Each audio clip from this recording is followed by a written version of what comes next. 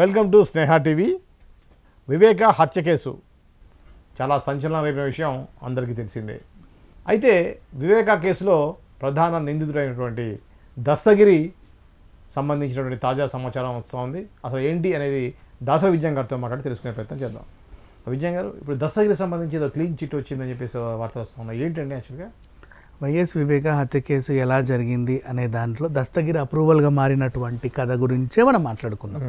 మిగతాది మనకు అక్కర్లా. ఇక్కడ ఈ కథలో ఏంటి, ఎర్లీ మార్నింగ్ రోజులాగే ప్రతిరోజు సారు ఎప్పుడైతే నిద్ర లేస్తాడో ఆయన లేవక ముందు కొంచెం అట్టటట జాము వేళల్లో ఆయన అసిస్టెంట్ వస్తాడు. ఆయన వచ్చి కృష్ణారెడ్డి వచ్చి ఏం చేశాడు, అక్కడ ఉన్న పేపర్లు చదువుతాడు. కాసేపు అయితే పేపర్ ఆయన వచ్చి పేపర్ వేస్తాడు, పాలోడు వచ్చి పాలేస్తాడు.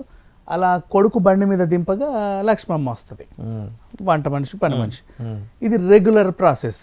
కాసేపటికి పెద్దయిన డోర్ తెరిచేసి అందరికీ దర్శనం ఇస్తాడు, పలు దొంగనో లేకపోతే రెడీ అయ్యో వాట్ ఎవర్. ఇది రెగ్యులర్గా జరిగే సిట్యువేషన్లో ఆ రోజు మాత్రం జాము వేళ అయిపోయినా కూడా సూర్యోదయం అవుతున్నా కూడా పెద్దయిన లేవట్ల ఏమి జరగట్లేదు. వీళ్ళు మాత్రం వచ్చి వాళ్ళ అటెండెన్స్ అయితే ఇచ్చేశారు. ఈయన పేపర్లు చదవడం కూడా అయిపోయింది. ఇప్పుడు ఆ వాచ్మెన్ రంగన్న కూడా అట్లా నీళ్లు కొట్టుకుంటూ వెళ్తున్నాడు. ఆయన నీళ్లు కొట్టుకుంటూ ఆ వెనక నుంచి వెళ్ళేటప్పుడు ఆ డోర్ కొంచెం ఇట్లా ఉండడం చూశాడు. అట్నుంచి చూడంగానే బాబు గారు అని అరుపు. ఏమైంది అని అడిగితే అందరూ వెనక డోర్ నుంచి వెళ్తే ఆయన హత్య. ఇది వీళ్ళు చెప్పింది, కృష్ణారెడ్డి చెప్పింది. ఆ తర్వాత అక్కడ ఒక ఉత్తరం ఉంది, నా డ్రైవర్ ప్రసాదే నన్ను చంపాడు అని చెప్పేసి ఏదో ఉండి ఆయన రక్తపు మడుగులో ఉన్నాడు. ఓకే. హుటాహుటీన భాస్కర్ రెడ్డి వీళ్ళంతా వచ్చేసరికి గుండెపోటు వచ్చి సార్ చనిపోయాడు అని చెప్పి రక్తం అంతా తుడిచేసి క్లీన్ చేసి చెప్పారనేది ఒక అభియోగం. కాదండి, అయితే హత్య ఎలా జరిగింది? రాత్రిపూట దస్తగిరి ఈయన చంపాలి అని గండ్రగొడ్డలి తెచ్చాడు, కదిరి వెళ్ళి చేయించుకొచ్చాడు. ప్లాన్ వేసింది ఎర్రగంగిరెడ్డి, రాత్రి వేసేద్దామని. సునీల్ యాదవ్, శివశంకర్ రెడ్డి ఇద్దరు ఉన్నారు. సునీల్ యాదవ్ ఏమో మా అమ్మతో ఆయనకు అక్రమ సంబంధం ఉంది అందుకే పగ. శివశంకర్ రెడ్డి నా భార్యతో ఆయనకు అక్రమ సంబంధం ఉంది అందుకే పగ. అందరం కలిసి చంపేద్దాం. ఎర్రగంగిరెడ్డి స్కెచ్, పెద్ద మనిషి ఇట్లా.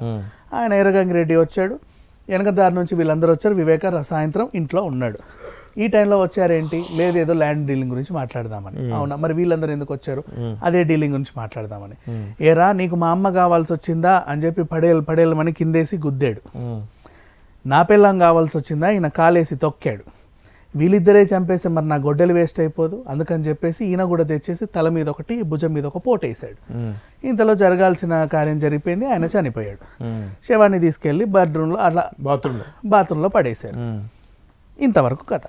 మరి రాయడం ఎవరు రాశారో తెలియదు.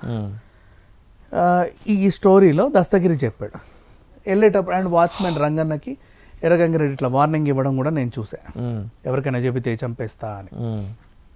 తెల్లవారింది, అందరు వచ్చారు, హత్య జరిగింది. ఇదేనండి జరిగింది, నేనే చంపానని టీవీలో డైరెక్ట్గా గొడ్డలి తెచ్చి మరి నేను ఇలా పొడిచానని చెప్పాడు, లైవ్లో చెప్పాడు. అలాంటి ఆ మనిషికి ఇప్పుడు ఈ కేసులో నిందితుల జాబితా నుంచి ఎలా తొలగిస్తావు నువ్వు? A1, A2, A3, A4, A5, A6, A7, A8. A8గా Bhaskar Reddy, దాని ముందు ఉదయ్ కుమార్ రెడ్డి, దాని ముందు ఈ వీళ్ళందరూ కూడా A8 అవినాష్ రెడ్డికి రావాలి, A7 దగ్గర ఆగిపోయింది. ఉదయ్ కుమార్ రెడ్డి, ఇటు శివశంకర్ రెడ్డి, ఎర్రగంగిరెడ్డి, ఒక దస్తగిరి ఒక్కడు మైనస్, మిగతా వాళ్ళందరూ ఉన్నారు. ఇప్పుడు శివశంకర్ రెడ్డి వాళ్ళ భార్య తులసమ్మ ఓ రోజు వచ్చి అది కాదండి ఆవిడకి రెండో భార్య కూడా ఉంది, మేబీ అలా కూడా జరగచ్చు, ఆ కోణంలో ఆలోచించండి అని చెబితే అప్పుడు షమీం కొడుకు షాహీన్ షా వీళ్ళందరూ లైన్లోకి వచ్చారు. ఇటేమో ప్రసాద్ పేరుంది కదా ఏంటి అంటే, అవును ప్రసాద్ దగ్గర కార్ డ్రైవర్, నైట్ లాస్ట్ ప్రసాదే దింపాడు, నాతో కూడా ఫోన్లో మాట్లాడాడు, 8 కోట్లు తెస్తున్నా నీకు ఇస్తున్నా అని చెప్పాడు. ఇతని దగ్గర నుంచి లాస్ట్ వెళ్ళింది ప్రసాదే, కాబట్టి ఆయన మీద నాకు అనుమానం ఉందని వాళ్ళు ఇటేయడానికి. ఆ ప్రసాద్కి ఏమో లేదు, శివశంకర్ రెడ్డి ఫోన్ చేసి చెబితే, సునీత రెడ్డి వాళ్ళ హస్బెండ్ వీళ్ళంతా నర్రెడ్డి వాళ్ళు ఫోన్ చేసి చెబితే నేను అదేంటిది అక్కడ ఉన్నటువంటి ఫోన్ని తీసుకున్నాను అని ఈయన కృష్ణారెడ్డి చెప్పడం. లెటర్ దాయమంటే దాచానని కృష్ణారెడ్డి చెప్పడం. వీళ్ళేమో దాచమన్నారు, వాళ్ళేమో రక్తం తుడిచామన్నారు. ఎవరు చంపారు ఏంటనే తెలియదు, వాళ్ళ మీద వీళ్ళు, వీళ్ళ మీద వాళ్ళు. సరే సాగని కేసు, నష్టమేం లేదు, ఎన్నాళ్ళైనా సాగని. కాకపోతే నేనే నరికాను అని చెప్పిన మనిషి నిందితుడు కాదు అని ఏ కోర్టు తీర్పిస్తుంది? ఎలా తీర్పిస్తుంది? కోర్టుకు కావాల్సిందే విజువల్ ఎవిడెన్స్. విత్ ఎవిడెన్స్ ఉంది, విత్ ఎవిడెన్స్. తను నేను ఒప్పుకున్న వీడియోలు ఉన్నాయి. సరే నరికిన గండ్రగొడ్డలి లేదు, మెటీరియల్ ఎవిడెన్స్ లేదు, కానీ తను ఒప్పుకున్నటువంటి మెటీరియల్ ఎవిడెన్స్ ఉంది. వీడియోలో సాక్షిగా అన్ని ఛానల్స్లో, అన్ని యూట్యూబ్లలో ఉంది. అలా చెప్పినప్పుడు ఎలా ఇతనికి బెయిల్ ఇస్తారు? హౌ? ఇది పెద్ద క్వశ్చన్ మార్క్. మరి ఇప్పుడు మెల్లిమెల్లిగా జగన్కి ఏమన్నా ఉచ్చు బిగించుకుంటుందో తెలియదో చెప్పలేము. ఇకపోతే వైఎస్ వివేక హత్య కేసుకి కారణం కేసీఆర్ అని అక్కడ పులివెందుల్లో ఉన్నటువంటి ఏరియాలో ఉన్న జనాలు చెప్తున్నారు. అదెట్లా సాధ్యం? అక్కడ నుంచి వచ్చినటువంటి వార్త. మరి ఇది ఎలా సాధ్యమో చాలా విచిత్రంగా ఉంది. కేసీఆర్ ఫోన్ ట్యాప్ అంటే వాళ్ళందరూ ఒకటే కదా. చివరికి అవినాష్ రెడ్డితో ప్రచారానికి కూడా వెళ్ళాడు, ఎలక్షన్ ప్రచారానికి కూడా వెళ్ళాడు. మరి అట్లాంటిది ఎట్లా చంపుతారు? పగెక్కడి నుంచి వచ్చింది? పోనీ ఇటు నుంచి చంపారంటే షర్మిల తరఫునే సునీత, షర్మిల అక్కడ ఉండాలని ఆయన కోరిక కూడా. ఇటు నుంచి ఎలా నరుకుతారు? ఎటు చూసినా ఛాన్స్ లేదు. పోనా ఊరోడు నరికాడా అంటే ఆ ఊరోళ్ళందరూ ఆయన పరమ భక్తులు, నో ఛాన్స్. వాళ్ళందరూ చాలా మంచి చేస్తున్నాడు ఆయన, ఏదొచ్చినా తీర్చేవాడు ప్రజల్లో, అదొకటి ఉంది. సో ఇప్పుడు ఏంటంటే ఈటల రాజేందర్ ఎట్లయితే నువ్వు నా ఓడివి కాదు అని ఫోన్ ట్యాపింగ్ చేసి తెలుసుకున్నాడో, అలాగే ఈ సరదాగా ఏపీ వాళ్ళ ఫోన్ ట్యాపింగ్లు చేశాడు. మరి జగన్ కోరితే చేశాడో కోరకుండా చేశాడో ఎందుకు చేశాడో తెలియదు. అప్పుడు వివేక రకరకాల పన్నాగాలు పన్నుతున్నాడు షర్మిలతో కలిసి, జాగ్రత్తగా ఉండండి, మీ కుటుంబంలో పెద్ద ఏదో రాబోతుంది, నువ్వు భారతి వైపు ఉన్నావంట, అమ్మ వైపు లేవంట, ఇంకేదో అంట అదంట, ఆస్తినంతా అదేంటిది నీకు ఆమెకు సంబంధించిన ఆస్తినేమో ఈడీకి అటాచ్ చేసావు, సంబంధం లేని ఆస్తినేమో నాది అని నువ్వు అంటున్నావు అంటే ఆమె చాలా అలిగింది. అది ఆవిడకి ఎవరికి చెప్పుకోవాలా తెలియక వివేకాకి చెప్పుకుంటే, వివేక నీకు వెన్నుపోటు పడడానికి రెడీగా ఉన్నాడు, చూసుకో జాగ్రత్త, ఈ ఎలక్షన్లో నీకు గట్టి షాకు తగులుద్ది అని చెప్పాడు.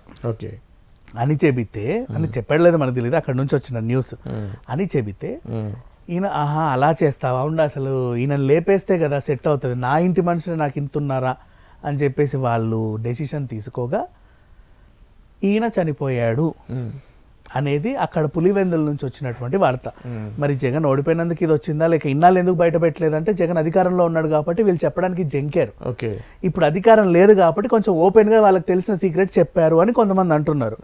మరి కేసీఆర్ ఫోన్ ట్యాపింగ్ వ్యవహారం పక్క రాష్ట్రాలకు కూడా ఎలా బాకిందో తెలియదు, కానీ మొత్తానికైతే అక్కడి నుంచి వచ్చినటువంటి వార్త ఇది. ఇందులో ఎంతవరకు నిజం ఉందో లేదో వాళ్ళ విజ్ఞతకు వదిలేద్దాం. కానీ ఇక అసలు విషయానికి వస్తే, ఇక వివేక హత్య కేసు అయితే ఇప్పటిదాకా తేలలేదు, ఇక మీదట ఇంకెప్పుడు తేలుద్దో తెలియదు.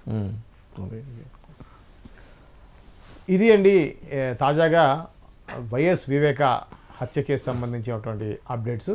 మరో అంశంతో మళ్ళీ కలుద్దాం. చూస్తూనే ఉండండి స్నేహ టీవీ.